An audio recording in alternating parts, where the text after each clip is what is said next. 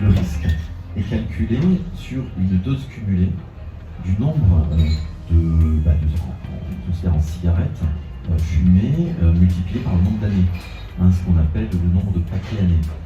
Et au-delà c'est un risque qui est cumulatif tout au long de la vie. Et c'est-à-dire qu'on sait très bien qu'il y a un risque associé à, par exemple, 10 paquets années, 20 paquets années, 30 ou 40 paquets années. Et plus le volume de tabac fumé au cours de la vie augmente, plus le risque augmente de façon exponentielle. L'autre élément important, c'est l'âge du début de la première cigarette, l'âge auquel on a commencé à fumer. C'est-à-dire que quelqu'un qui commence à fumer à 13 ans, son risque n'est pas le même que quelqu'un qui commence à fumer à 25 ou 30 ans. Voilà, parce que ça c'est très clair.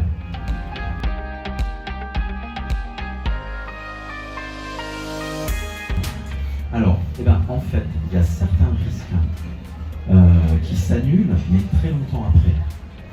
Par exemple, pour les maladies cardiovasculaires, le risque se stabilise au-delà de, on va dire, 10 ans après l'arrêt du tabac. Mais par exemple, pour le cancer du poumon, le risque reste.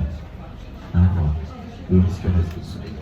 Même si il diminue, mais très très très lentement avec le temps. Voilà. Et puis après, il y a évidemment, ça c'est un truc hyper important, c'est-à-dire que malheureusement, on n'est pas tous égaux.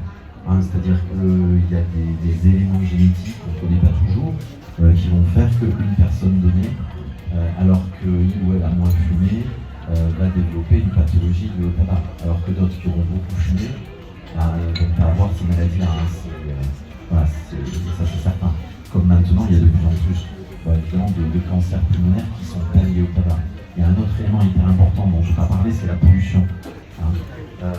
La pollution atmosphérique, c'est un élément hyper important, et quand on vit dans des zones très polluées, dans des très grandes villes, et en particulier si on fait du sport à l'extérieur dans des très grandes villes très polluées, c'est clair que le risque est décuplé. Ça a été étudié, en particulier, évidemment, dans les villes, on est Paris, mais il n'y a pas que Paris. Après, il y a plein d'autres villes dans le monde. Il y a en Inde, c'est catastrophique, en Chine. Mais par exemple, aussi un des modèles, c'est les grandes villes en altitude. Ça, par exemple, en Amérique du Sud. Par exemple, Bogota, donc une ville qui a 4000 mètres d'altitude, avec très polluée.